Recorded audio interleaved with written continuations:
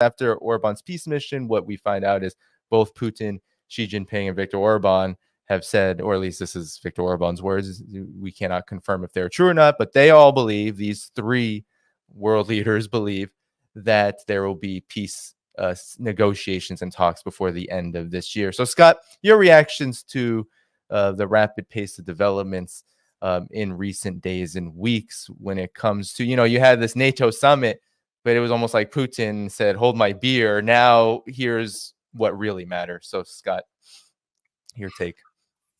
Well, I mean, it's just that, this NATO summit's been on the calendar for some time now. It's the 75th anniversary of the creation of NATO this year. So it was going to be a big deal. And we've seen since the Ukraine conflict has begun that each NATO summit takes on more and more gravitas, becomes more and more of an existential gathering. We saw that in Madrid in 2022. We saw that in Vilnius in 2023, and we definitely see it in Washington, D.C. in 2024. The Russians aren't stupid, and they watched NATO set themselves up for failure. I mean, look at Vilnius last year. It was a huge failure. It was dependent upon the successful Ukrainian counteroffensive that never really got off the starting blocks. And so when, as they're leaning forward, expecting to, have this giant victory party about how great NATO is, how they empowered the Ukrainian victory over Russia, and how now they're going to put Russia in its place. Instead, they were there with Russia saying, we just beat you guys bad. And now what are you going to do about it? And the answer was nothing. The famous photograph of Zelensky isolated from everybody sort of said it all, the recognition that Ukraine will never be part of NATO. Now we have this Washington summit. And again, it was supposed to be predicated on some sort of success on the battlefield. But Russia's been taking it to Ukraine all year long. Ukraine doesn't have anything left. When the Russians came into the Kharkov area, that was seen as a chance. NATO said, aha, now we need you to attack and push them back at Volchansk and around there and wipe them out and have this victory that, see, the Russians bit off more than they can chew. Ukraine is capable of dramatic victories. Instead, Russia is just slaughtering them, burning through all the forces, meanwhile maintaining pressure on 11 separate points along the battlefield that Ukraine can't withstand. They set themselves up for failure. But Russia now isn't just in the business of letting NATO cancel itself. They're going to cancel NATO. And you saw this. Vladimir Putin set the stage at the St. Petersburg International Economic Forum. He spoke at the plenary session. He did two major press events, one with foreign correspondents, one with Russian correspondents. The Ukraine conflict, NATO has put Ukraine conflict on the front burners. It's everything. It's the single most defining issue of our time. Everybody around the West is talking about Ukraine, Ukraine, Ukraine, Ukraine. What did Vladimir Putin talk about? The economy, the Russian economy, how great it is, how it's going to expand, how it's working, about BRICS, about the upcoming, summit in October in Kazan. That's what he talked about. That's what he led off with. That's his priority. Only after he talked about that did he bring up, oh, yes, the Ukraine conflict, because it's not the defining issue for Russia right now. And this tells us everything. How did he set this NATO summit up? Well, the first thing, you remember, one of the big things about NATO is, going to the Pacific. They invited some observers. I think Australia, New Zealand, Japan, South Korea were invited to sit in at the NATO summit. And Stoltenberg has been talking about the need to expand NATO into the Pacific. That's curious how you get a North Atlantic Treaty Organization now into the Pacific. But that's what he's doing. Now, so what did Putin do? Well, he went to North Korea. Then he went to Vietnam.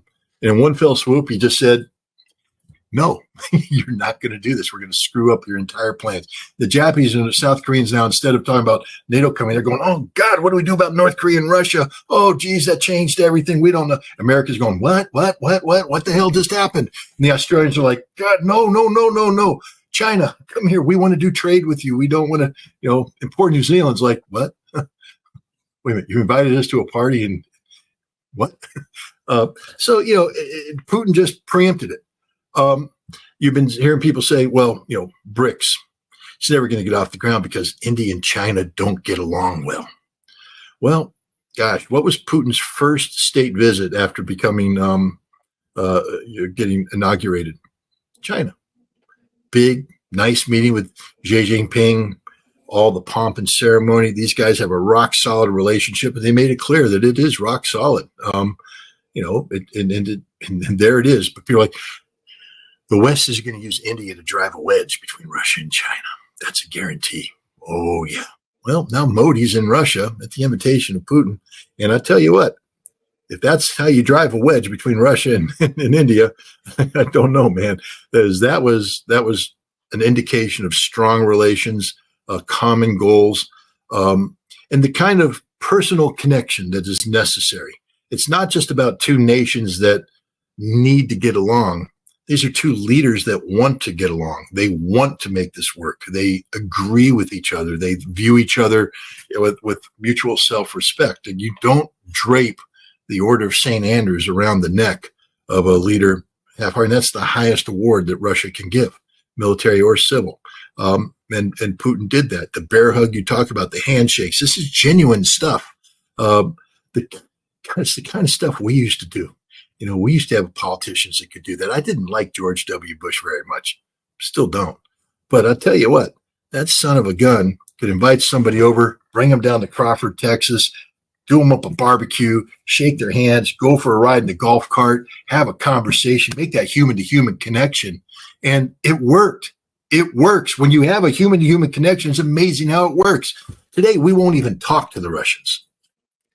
But Modi's talking. Hard to know if Biden can, but that's a whole other story. Lincoln can. Well, yeah, Austin can. We perhaps. Look, I've been to Russia a couple times. They're very easy people to talk to because they're intelligent, they're informed, they want to have a conversation. It's not a conversation all about them. They're very interested in what you think. They're working to accommodate you. I mean, they're easiest people in the world to have a serious conversation with if we would just do it, but we're not. Well, Modi just had a serious conversation with Putin. And the interesting thing there is Putin said, and I'm inviting you in person to come to BRICS. Now, India was going to be at BRICS, but the question at what level? Well, Modi's coming now. It's going to be Putin, Modi. I'll bet you $1 Xi Jinping shows up. You ain't going to miss out on this. You get those three together, it's world changing, baby. It's world changing. Those three come together, they sit down at the table and they start talking about how they can function together. That's a world changing thing. Do you see what I just did here? I just talked for a long time without talking about the Ukraine conflict. Because for those guys, it doesn't matter. It's secondary. And that's the reality. We are so focused on the stupidity of this conflict that we're not going to win. That we're pouring our life's blood into in terms of the economy, diplomacy, etc. We're sacrificing everything. And Russia, China, and India are like, oh yeah, there's a war over there, but we'll get to that in a second. We're talking about this grand shift to multipolarity away from the American hegemon. What's the American hegemon doing? Instead of doing what we should be doing, which is, hey, let's talk about the pace of this transition. Let's talk about how we can work together to make this transition. Let's talk about how when there is a multipolar world, we're at a seat next to you. We want to be part of this change. We'd like to be a leader in this change. We'd like to be helping you make decisions about how this change is going to happen. That's what we should be doing. That's what sounds, because it's going to happen. We can't stop it. This is history. It's moving. But no, we're back here stuck. We're putting everything into this war, this losing effort that has no chance of victory. You said you can't, you said a while ago, you can't predict the demise of NATO. I'm predicting it. NATO ain't going to survive a decade. It's over. When this conflict ends in a defeat for NATO, you're going to see deep fractures in NATO, and you're going to see nations shed themselves of NATO. The frustrations in NATO are going to start coming out. There is going to be a decisive split between East and West. Germany and France and Italy are not going to align with Poland and the Baltic states. That's a guarantee. And Czechoslovakia is going to have to make a decision because Hungary, Bulgaria, and Slovakia are already saying, we don't want anything to do with this. And as they get isolated, they may choose to do, what's that word, that 5-letter word we've been throwing around? BRICS. You know, what happens? Turkey basically was going EU, EU, EU, EU, EU. But every time they said EU, Europe was going, no, no, no, no, no, no, no. So finally, Turkey went BRICS. And Russia went, yeah, BRICS, baby, come on in. That's the direction we're heading. We in the West have become a self-canceling society. We are canceling ourselves. We do it through sanctions. We do it through irresponsible military spending, and we do it by alienating the very people that we need to survive. We need Hungary. My God, you know how you not corrupt, that's the wrong word, how you co-opt Orban? Joe Biden should have picked up the phone and go, hey, Victor, interesting stuff you're doing. Why don't you come to the White House and talk to me about what you're up to? Tony Blinken's going to be there. Bring your foreign minister and let's have a conversation. Tell me what's going on. Brief me on it. Show some interest. And now Orban's going to go, wow, I wasn't expecting that. And so he's going to sit down. He's going to talk. And, you don't have to buy into it, but you just have to show interest. And then you can engage. Now you're controlling the conversation. So now Orban, instead of running off and doing things unilaterally with China and Russia, will always be going back, I wonder what America thinks. Why would he wonder that? Because America's listening. America's asking questions. America's engaged. America's now part of the process. It's so damn easy. It's the same way this great relationship that Russia and China have today. And it is a good relationship. But, listen to the Russians. They never say this is a deep, wonderful friendship with China.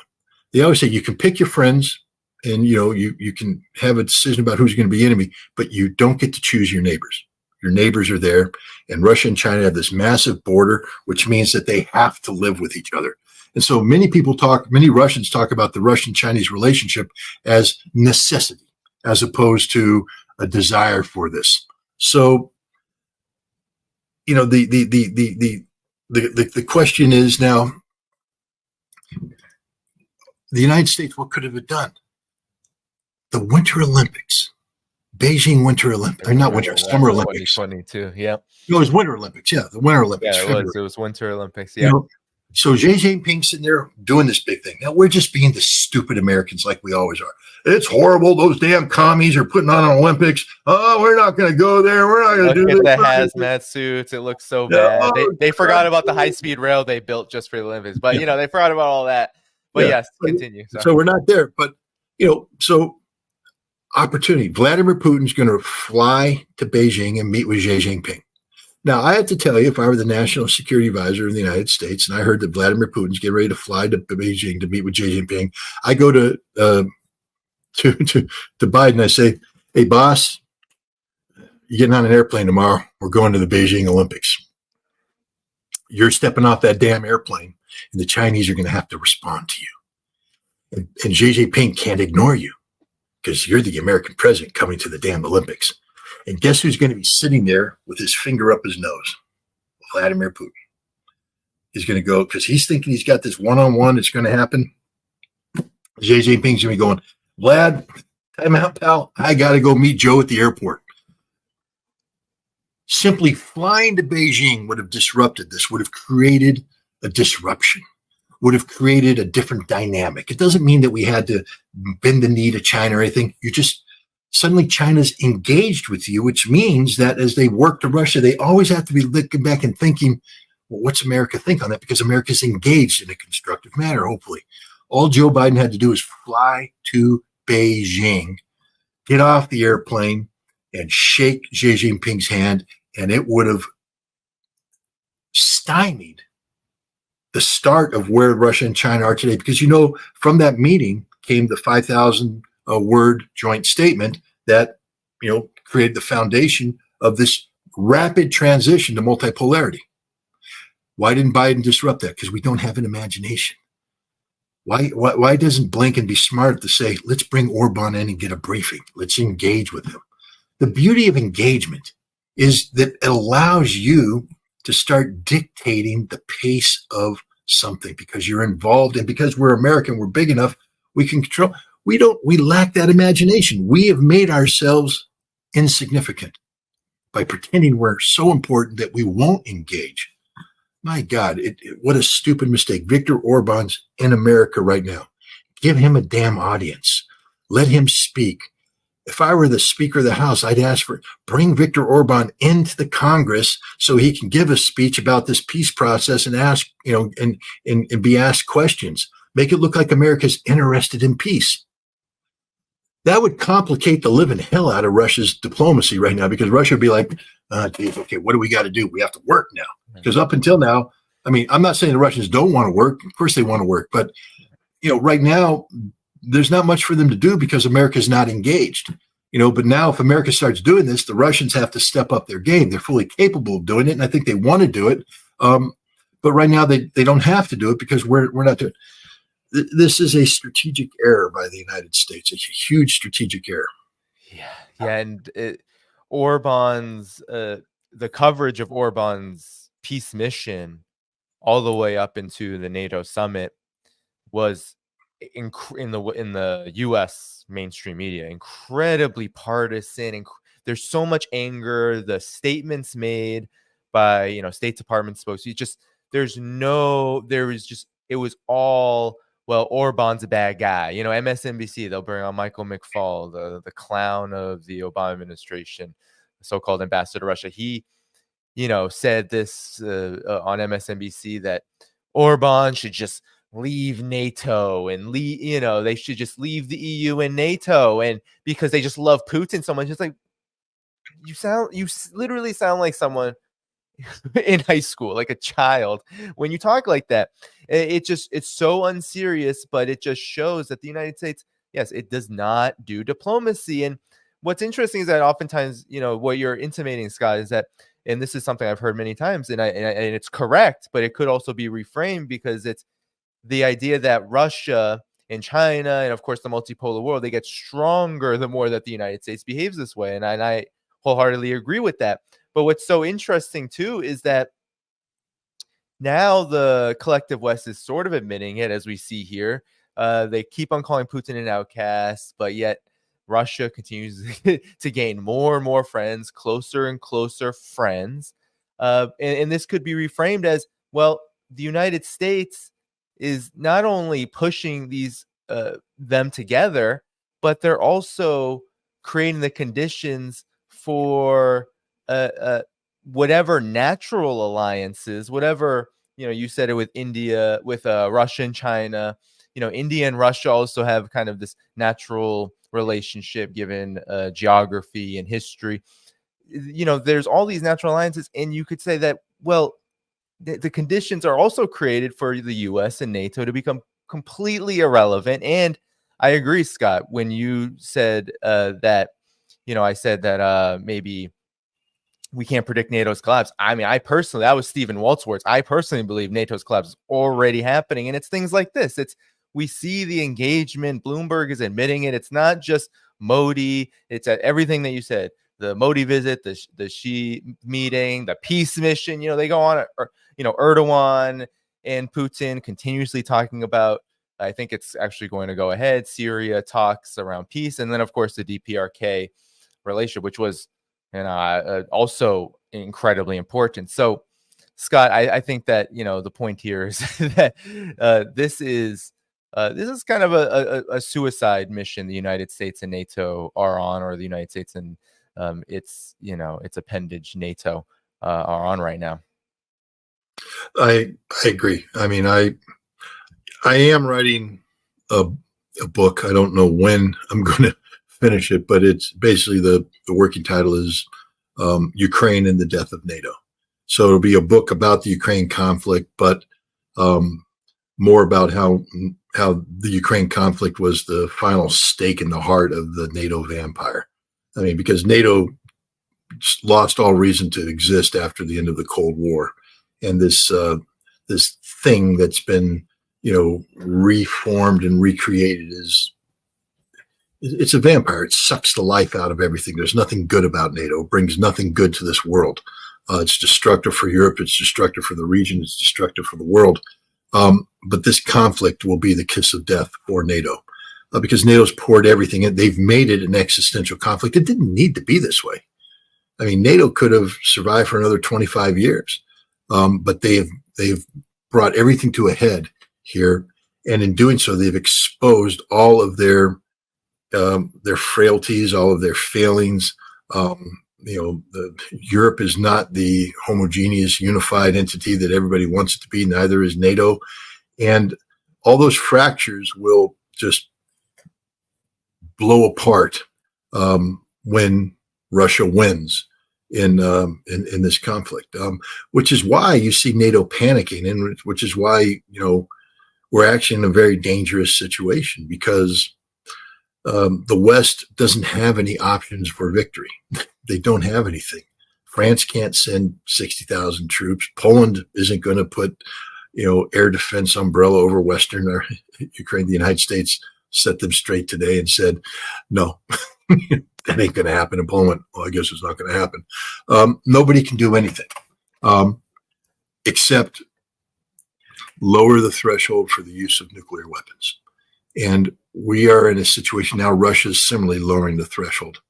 The United States made a declaration today, I believe, that they will deploy intermediate range nuclear missiles in Europe starting next year.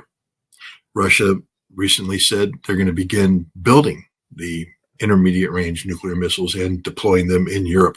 We're literally back to 1982, back to the height of the arms race in the 1980s that had both sides on the precipice of nuclear Armageddon, which is why we signed the Intermediate Nuclear Forces Treaty, the treaty that I was a weapons inspector implementing in the Soviet Union to get rid of these weapons. We're back to square one. Very dangerous times.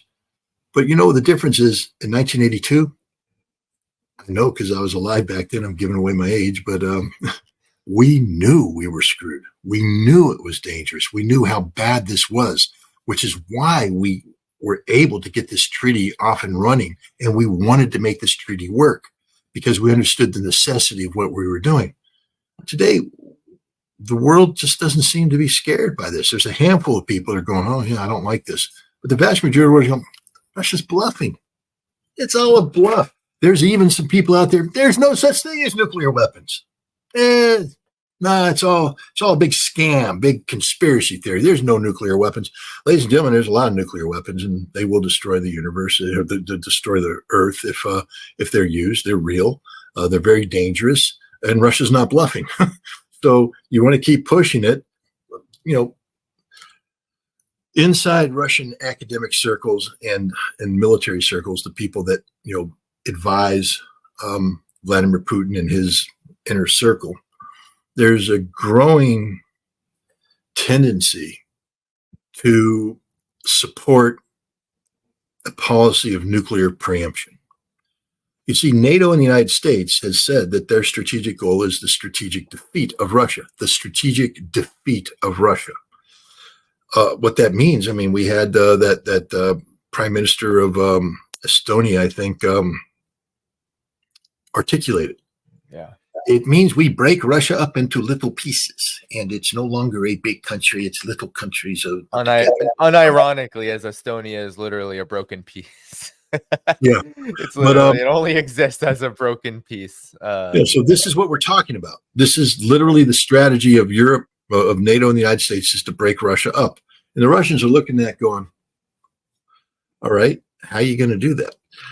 And now they're talking about, we're going to build a 500,000 man rapid response force. We're going to be ready to do this, that, and the other thing. But what the threat is that they're going to deploy missiles into Europe that have the ability, if launched, to, hit targets in Russia in rapid order. We're back to, again, 1982.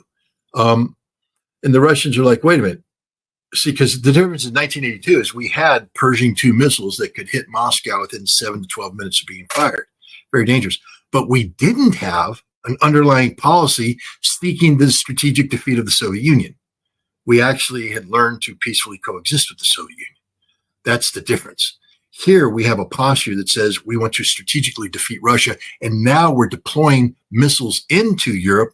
And it's not just the Mark 70 containerized missile launch system that we'll be deploying. in 2026. We have the Aegis Ashore, the Mark 41 system already in Romania, and we're going to be activating, turning over to NATO, the one in Poland. And these are containerized systems that can shoot cruise missiles and the SM-6 Typhoon surface-to-surface missile. So we already are putting in offensive strike systems. So Russia's going to do the same. But now Russia's looking at saying, well, we know what your intent is. So as soon as you get the capacity and you look like you're getting ready to pull the trigger on a preemptive strike against us, we're going to preemptively strike you. And one of the scenarios that's been put out there in leading Russian foreign affairs journals is to take out a Polish city. In the article, I think they postulated Poznan as the thing. They said, blow up Poznan, eliminate it from the face of the earth. And then turn to NATO and say, we'll do that to all of you if you continue this. And then you're telling the United States, oh yeah, don't even think about it because we'll take Boston out if you come after us. And then the question is an American president, and this was the question put out in the article, is an American president willing to sacrifice Boston for Poznan? And that's a legitimate question. Are the American people ready to sacrifice their entire existence for a Poland that's behaving irresponsible, that's tied to a strategy of strategically defeating Russia, whatever that means? This is the world we live in right now.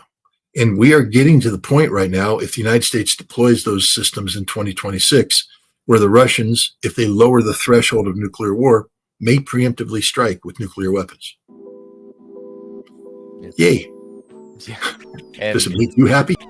Thank you for tuning in to my latest video. I appreciate all of your support. This channel, however, needs your help. I am seeking to make this channel more sustainable in the long term and upgrade necessary equipment to ensure that this work continues onward and makes progress to give you all of the geopolitical analysis that you all deserve. For that reason, I'm asking you to become a member of my Patreon community at patreon.com/DannyHaiFong. You can find that link in the video description or in the pinned comment below. For whatever amount you choose to give, just know you are supporting independent media that you can't find anywhere else. Thank you so much, and I look forward to the next video.